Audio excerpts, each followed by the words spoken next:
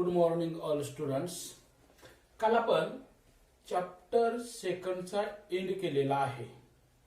तर आज आपण चॅप्टर नंबर 3 स्टार्ट करतोय. Now start chapter number 3 arithmetic progression. Arithmetic progression म्हणजेच मराठीत त्याचा अर्थ होतो अंकगणितीय श्रेणी. तर या चॅप्टर मध्ये आपल्याला काय शिकायचं आहे? प्रथम what is meant by sequence, nth term, what is meant by arithmetic progression and sum of the arithmetic progression, given arithmetic progression. प्रथम आपण what is meant by sequence पाहू. सिक्वेन्स म्हणजे काय? त्याला मराठीत सिक्वेन्सला क्रमिक असे म्हणतात. A set of numbers where the numbers are arranged in the definite order, then the natural number are called as a sequence. म्हणजे दिलेला जो नॅचरल नंबरचा सेट आहे तो डेफिनेट ऑर्डरने जर अरेंज केला असेल तर त्याला आपण काय म्हणणार आहोत? Sequence. For example 1 2 3 4 dot dot dot dot. Second example 1 4 9 16 25 36 and 49 dot dot dot. In the second example 1 is the square of 1, 4 is the square of 2, 9 is the square of 3, 16 is the square of 4, 25 is the square of 5, 36 is the square of 6 and 49 is the square of 7. These the numbers are arranged in definite order. Then this is called as a sequence. लक्षात, sequence म्हणजे काय सगळ्यांना समजलेलं आहे. यानंतर या chapter मधील महत्वाचा भाग म्हणजे what is meant by arithmetic progression. त्याला शॉर्ट मध्ये आपण एपी म्हणणार आहोत. एपी म्हणजे ए म्हणजे अर्थमॅटिक, पी म्हणजे प्रोग्रेशन. बघा, एक एक्झाम्पल आपण विचारात घेऊ थोडं. 1 3 5 7 9 हे एक्झाम्पल पहा.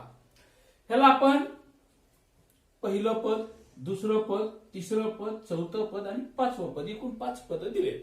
तर आपल्याला या प्रत्येकामध्ये काय दिसतं निरीक्षण करा. थोडं बारकाईने त्याचं निरीक्षण केल्यानंतर तुमच्या काय लक्षात आलं का ते बघा. आपल्या असं लक्षात येईल प्रत्येकामध्ये 2चा फरक आहे. कॉन्जुगेट विषय क्रमागत पदामध्ये कितीचा फरक आहे? 2चा.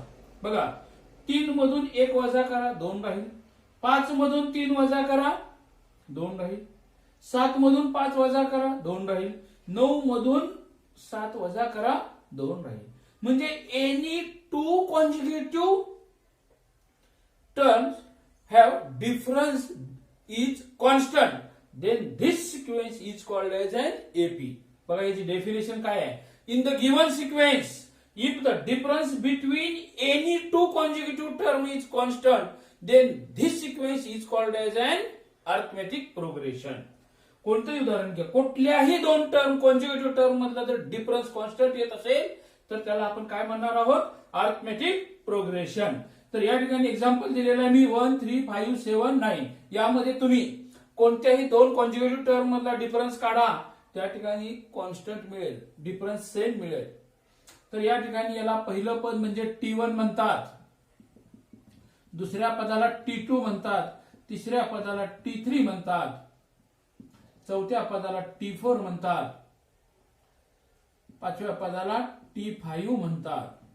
आणि या ठिकाणी जो डिफरन्स मिळतो त्याला कॉमन डिफरन्सला D म्हणतात. Common difference is denoted by D. तर आपल्याला हे what is meant by AP हे लक्षात आलं सगळ्यांच्या. तर याच्यावरच आधारित आपल्याला प्रॅक्टिस सेट नंबर 3.1 पाहायचा आहे. Practice set number 3. Now we look practice set 3.1. Question first. Which of the following sequences are AP? If they are AP, find the common difference. म्हणजे आपल्याला काही सिक्वेन्स दिलेले आहेत, त्या अर्थमॅटिक प्रोग्रेशन आहेत का? असतील तर त्यातील कॉमन डिफरन्स काढा. First example 2 4 6 8. या ठिकाणी प्रथम पहा किती टर्म दिलेल्या आहेत. या ठिकाणी 4 टर्म दिलेल्या आहेत. त्या टर्मला first term is denoted by T1, second term T2 is equal to 4, T3 is equal to 6 and T4 is equal to 8. तर आपल्याला प्रथम हे AP आहे का नाही ते पाहायचं आहे. When the given sequence is AP, if the common difference in any two consecutive term is constant, then the given sequence is an AP. तर आपल्याला या ठिकाणी दोन टर्म मधील डिफरन्स काढायचा प्रत्येक ठिकाणी. प्रथम T2 मायनस T1 करा. T2 आहे 4 minus 2 is equal to 2. T3 minus T2. बघा मी पुढच्या टर्म मधून पाठीमागची टर्म मायनस करतोय. T3 ची व्हॅल्यू आहे 6 minus 4 is equal to 2 and T4 minus T3 is equal to T4 ची व्हॅल्यू 8 मायनस 6 दॅट इज 2. जेवढ्या टर्म दिलेल्या आहेत त्या प्रत्येक टर्म मधील कॉमन डिफरन्स काढणं फार आवश्यक आहे. एखादी शेवटची टर्म जरी राहिली तिथला डिफरन्स जरी वेगळा आला तरी दिस इज नॉट एपी. या ठिकाणी तिन्ही ठिकाणचा डिफरन्स टू कॉन्स्टंट आलेला आहे. मग या ठिकाणी आपण एक वाक्य लिहावं लागेल आपल्याला. वाक्य कोणतं लिहायचंय बघा. Therefore the common difference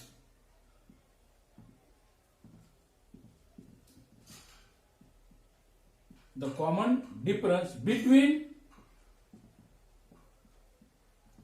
any two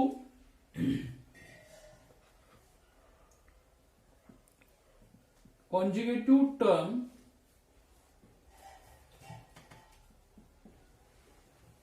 is constant. सारखा आला असेल तर the common difference between any two term is constant. Therefore, the given sequence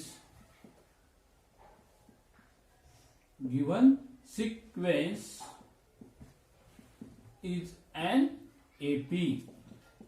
हे झालं फर्स्ट एक्झाम्पल. आणि या ठिकाणी तुम्हाला त्यांनी काय म्हटलंय प्रश्नात बघा वाक्य. If they are AP find the common difference. इथं शेवटी कॉमन डिफरन्स लिहायचं आपल्याला. The common difference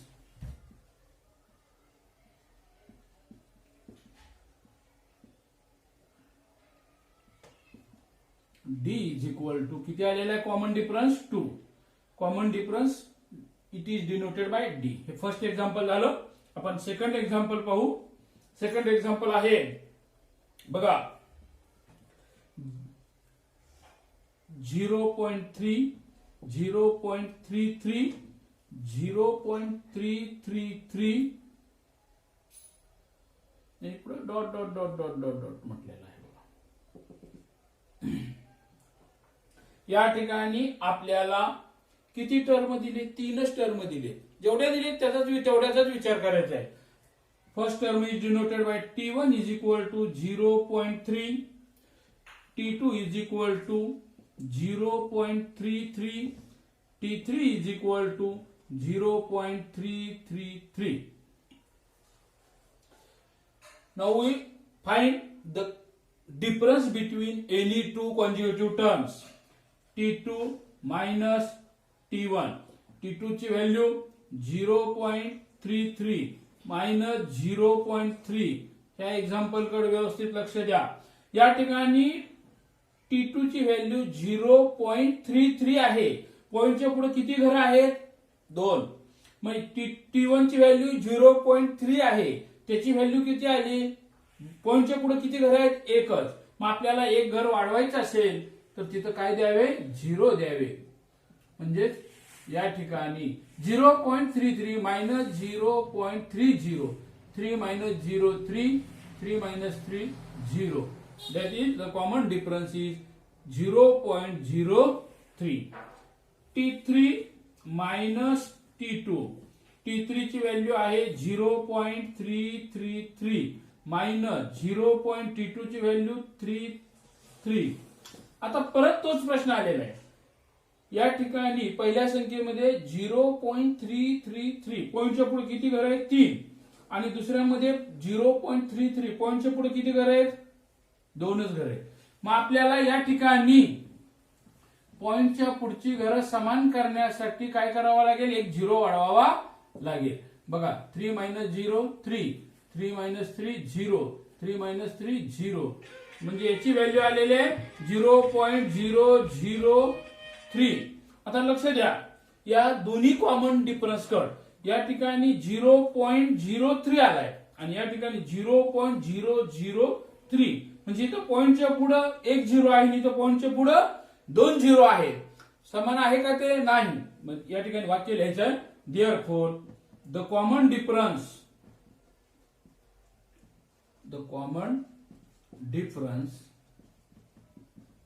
between any two consecutive term is not constant. Therefore, the given sequence is not an AP. हे फार महत्वाचं आहे, नॉट शब्द आणि नॉट कॉन्स्टंट. लक्षात बघा, मी दोन्ही प्रकारची उदाहरणं दिलेली आहेत. आणखी एक उदाहरण घेऊ आपण. थर्ड एक्झाम्पल आहे आपल्याकडे 0 -4 -8 -12 ... या ठिकाणी किती टर्म दिलेले आहेत मोजा बघा. 0 -4 -8 -12, 4 टर्म दिलेले आहेत. It is denoted first term T1, second term T2, third term T3 and fourth term that is denoted by T4. Common difference काढू आपण. T2 minus T1. T2 आहे -4 -0 that is मायनस प्लस 4 + 0 4, मोठ्या संख्येचे चिन्ह minus. T3 minus T2. T3 ची value किती आहे बघा, -8 -42. बघा, ही फार महत्वाचं आहे. दोन चिन्ह जवळ आले असतील तर त्याचं रूपांतर एका चिन्हात करावे असं पाठीमागे सांगितलेलं आहे. -8 +4 +- -8 -4 मोठ्या संख्येचे चिन्ह minus. T4 minus T3. T4 ची व्हॅल्यू -12 मायनस. T3 ची व्हॅल्यू आहे -8. हे -12 जशा तसं या ठिकाणी दोन चिन्ह जवळ आलेले आहेत. मायनस +8 +- -12 किती येणार 4, मोठ्या संख्येचे चिन्ह मायनस. या ठिकाणी पहा, तिन्ही ठिकाणी कॉमन डिफरन्स सारखा आलेला आहे. म्हणून इथं वाक्य लिहायचं आपल्याला, देअरफॉर द कॉमन डिफरन्स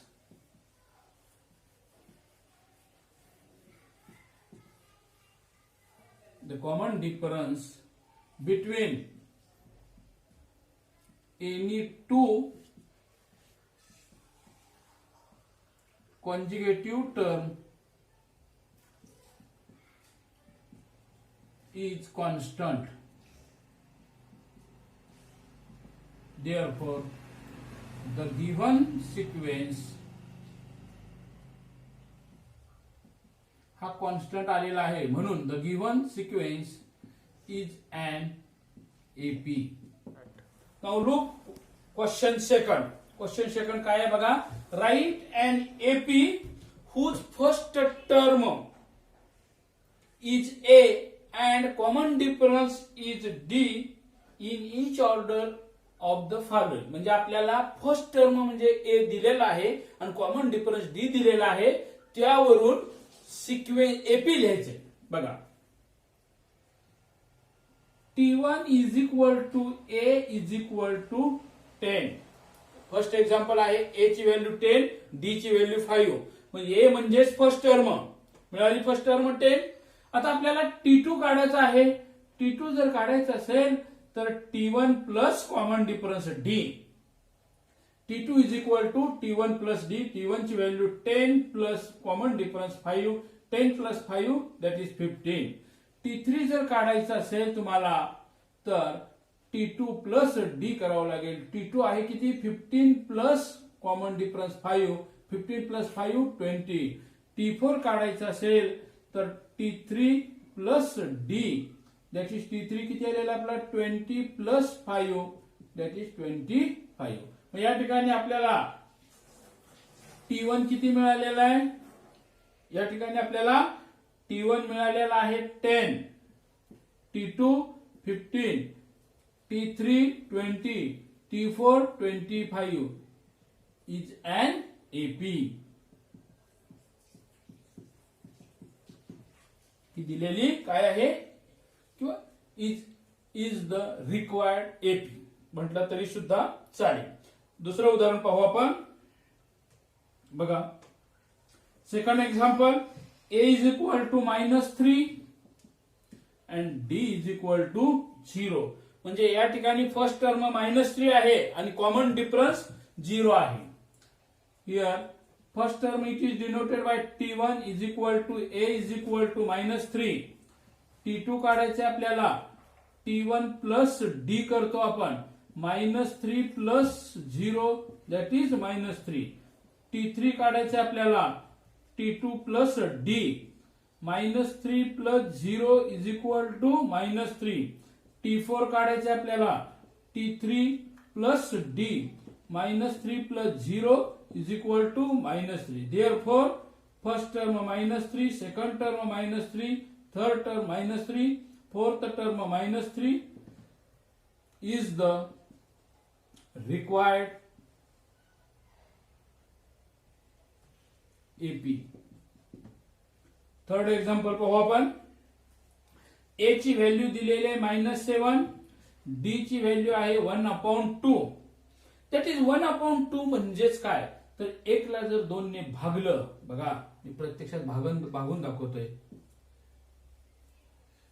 2 ने 1 ला भाग जात नाही, पहिला भाग बसला शून्याचा, म्हणून 1 - 0 1 वर घेतला 0, इथं काय द्या पॉइंट, 2 पंच 10, म्हणजेच 1/2 इज 0.5. बघा, first term is denoted by t1 is equal to a is equal to -7. t2 काढायचे आपल्याला, t2 काढण्यासाठी काय, t1 plus d, t1 -7 plus 0.5. आता प्लस मायनस मायनस होणार आहे, प्लस मायनस मायनस म्हणजे आपल्याला 7 वजा 0.5. आता इथं पॉइंट नाही म्हणून पॉइंटच्या पुढे काय घेणार, 0. 7.0 मायनस 0.5, शून्यातनं 5 जात नाही, 10 मधून 5 गेले 5, 7 मधून 1 गेला 6, म्हणजेच 6.5 आलेला आहे. मोठ्या संख्येचे चिन्ह मायनस. आता t3 काढू आपण. t3 कसं काढायचं आपल्याला, t2 प्लस d, t2 किती आहे -6.5 प्लस 0.5 प्लस मायनस मायनस 6.5 0.5 यांची वजाबाकी करू, 0 6. मोठ्या संख्येचे 6.0. t4 काढायचे तुम्हाला, t3 प्लस d, t3 किती आले -6.0 प्लस 0.5, 6.0 मायनस 0.5, शून्यातनं 5 जात नाही, 10 मधून 5 गेले 5, 6 मधून 1 गेले 5, मोठ्या संख्येचे चिन्ह -5.5.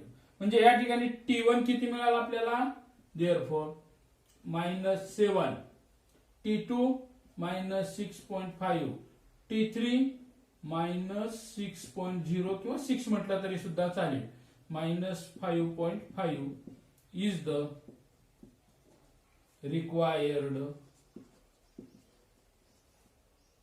AP. Now we look question third. बघा काय आहे question third. Find the first term and common difference for each of the AP. म्हणजे आपल्याला खाली काही उदाहरणं दिलेली आहेत. अर्थमेटिक प्रोग्रेशन, एपी म्हणजे अर्थमेटिक प्रोग्रेशन, त्यातील पहिली टर्म आणि कॉमन डिफरन्स. पहिली टर्म म्हणजे t1 किंवा a आणि कॉमन डिफरन्स म्हणजे d काढायचे. First example, 5 1 -3 -7. Here t1 is equal to 5, t2 is equal to 1, t3 is equal to -3 and t4 is equal to -7. या ठिकाणी आपण t1 म्हणजेच first term it is denoted bye a. a is equal to t1 is equal to 5. म्हणजे first term मिळाली. Common difference is denoted bye D. D जर काढायचा असेल तुम्हाला तर T2 मायनस T1 करावा लागेल. T2 किती आहे 1 मायनस 5. 1 मायनस 5 5 मधून 1 गेले 4 मोठ्या संख्ये चिन्ह. एपी आहे कमीत कमी 1 काढलं तरी चालेल. जास्तीत जास्त तुम्ही किती काढू शकता. Therefore here फर्स्ट टर्म म्हणजे a is equal to 5. Common difference d is equal to -4. Now we look second example. 0.6, 0.9, 1.2, 1.5 dot dot dot is an AP. Here T1 is equal to 0.6, T2 is equal to 0.9, T3 is equal to 1.2, T4 is equal to 1.5. Here A means first term. A is equal to T1 is equal to 0.6. First term मिळाली आपल्याला. Common difference it is denoted bye D. D काढायचं आहे. D काढण्यासाठी आपण T2 minus T1 करतो. T2 म्हणजेच 0.9 minus 0.6. 9 minus 6, 3.0. Here first term is A is equal to 0.6 and common difference is 0.3. Now we look third example.